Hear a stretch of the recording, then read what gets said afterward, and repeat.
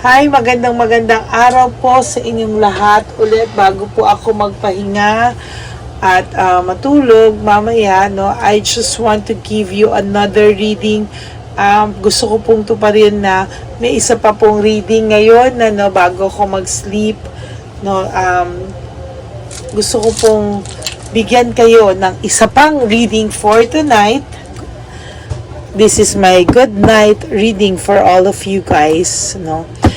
Pero this time po, sorry, no, ito po ay para sa mga tao naman na naka-move on na at meron na pong ano po yung nangyayari sa kanila ngayon or ano po yung naghihintay sa kanila sa mga oras na to, no.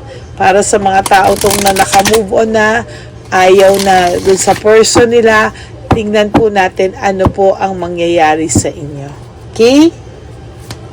Para sa mga taong naka-move on na, ha, hindi lang po naka-adjust, ano po ang makikita natin para sa kanila, no?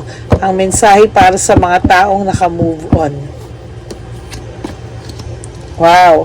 No, so right now po, i-focus po at nagpo-focus po kayo sa inyong trabaho. Tama po yan, ano? Kailangan nyo po mag-focus sa trabaho nyo. Hayaan nyo na po, basta kayo focus po kayo sa trabaho nyo habang sila naman po ay walang tigil sa bakbakan. Parang you don't even care anymore. Wala ka na pong pakialam, no, sa nangyayari sa kanila. Parang sa'yo, masaya ka na lang na buti nga sa kanila, pero parang gano'n na lang po, no. Hindi ka na po dito nababother, no. Actually, yung person po ay alam na kahit papano ay naka-move on ka, kahit papano po ikaw ay naging masaya na, no? So, siya po ay fatigued and exhausted. Parang sinasabi niya, how can you move on from him or from her, no? Paano mo raw po kinaya, samantalang dati po, ang feeling niya po ay patay na patay ka sa kanya at hindi mo po kakayanin nang wala siya sa buhay mo. Okay, dati po, sabi ng card dito na ikaw yung nagpapabiktima sa sarili mo, no? Ikaw yung naloloko ka dahil sa sarili mong tinotolerate mo po. Pero this time, I'm so happy na nilabanan at nilalabanan mo po ng bonggang-bongga. Na wag na pong ito, gamitin mo po ang utak mo this time at hindi ang puso mo this time. Wala ka na pong pupuntahan. Congratulations na pababa kung hindi po lahat ay papanik na, no? Hayaan mo pong magsisi at magsisisi po ang tao nyo o ang person nyo sa tamang oras at sa tamang panahon. Pero sad to say, pag nangyari po yun, baka ayaw mo na po talaga sa taong ito. Ikaw, while you are having the time of your life, meron ka pong happiness na nararamdaman kahit papano, but this guy has dissatisfaction and lack of inner joy. This guy or your girl, no, kung ikaw po ay lalaki, babae, at ikaw naman ay lalaki, babae naman, or pwede ring iba, no, isa third gender natin, ano. At ikaw naman po ay masaya na, oh. May saya ka pong nararamdaman, may fulfillment, may contentment, may joy, may happiness, no. But most of the time, syempre, may mga times pa rin po na naiisip mo to, pero somehow, kahit papano, ay kaya mo nang humarap sa mundo, no. There's change, oh. Wheel of Fortune, na babago na po ang mundo mo.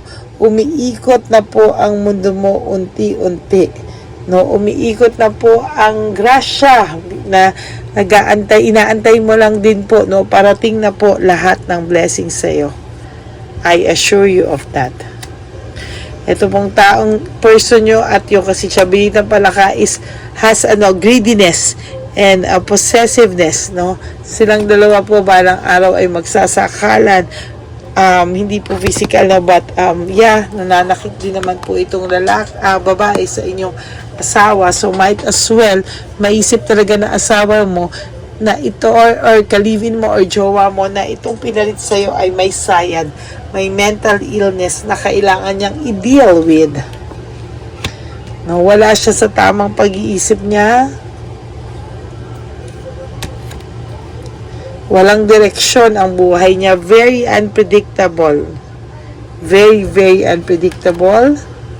May blessing talagang parating sa'yo. Gusto kong malaman, baka ito na po yung blessing na dumating sa'yo.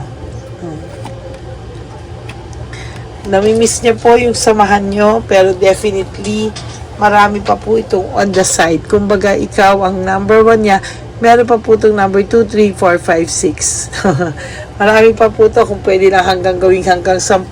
May mga nakaka-chat po ito.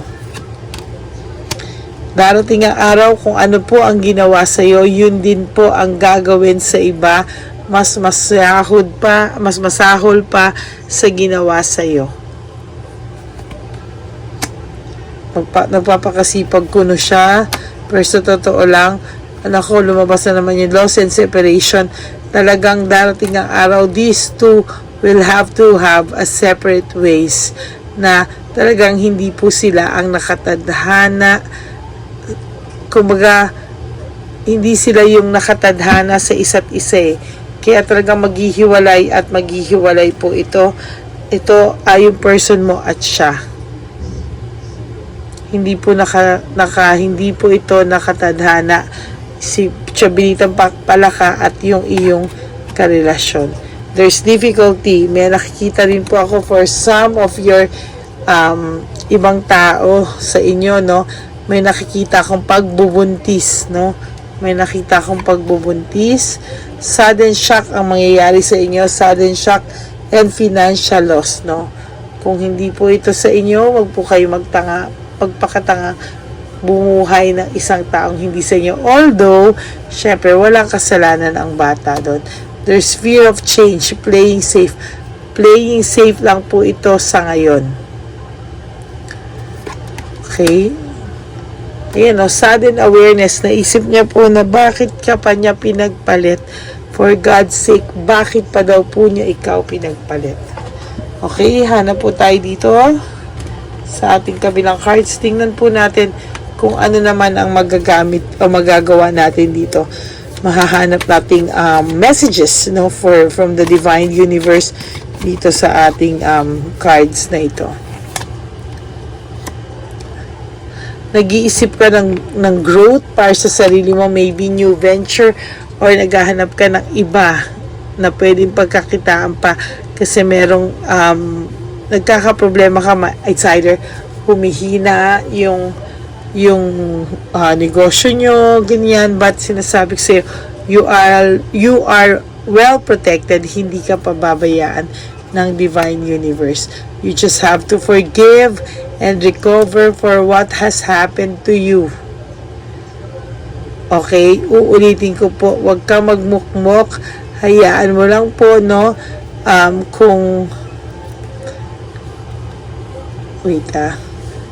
mo lang po, huwag kang magmukmok, maging masaya ka, you have to have growth in your life, looking ahead, kailangan sigurado ka po sa gusto mong mga pasukin sa buhay.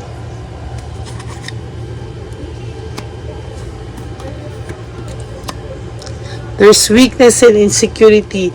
Okay, most of the time po, na-i-insecure talaga sa'yo yung babae, si Chabilitang Palaka, no? Talagang ina-isolate din niya yung sarili niya. Wala rin po itong kaibigan, no? Talagang ikaw lang din ang kaibigan nito.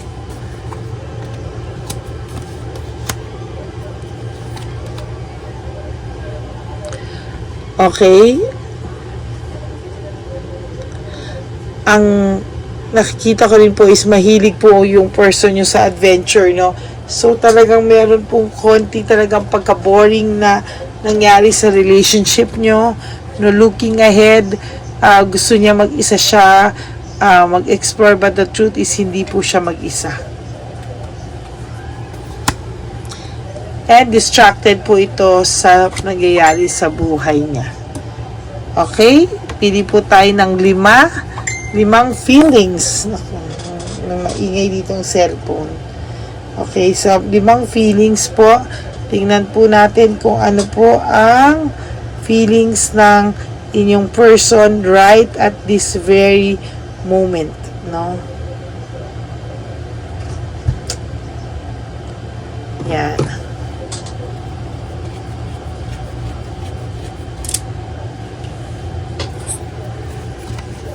One is I can't make you happy.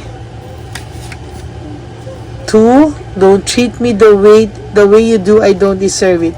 Sabi niya po, hindi daw siya maging masaya. Hindi ka raw niya mapasaya ng sobra. Kaya daw because parang hindi daw niya deserve kung paano mo siya. Don't treat me the way you do. Parang hindi po niya ikaw mabaliwala kasi talagang kitang-kita niya po dito yung kung gaano kakabuting tao na deserve kang mahalin. No? Don't put with my bullshit. No? Alam niya po na lahat ng tao ay visit sa kanya. Most of the time, pag titotopak to, topak talaga. No?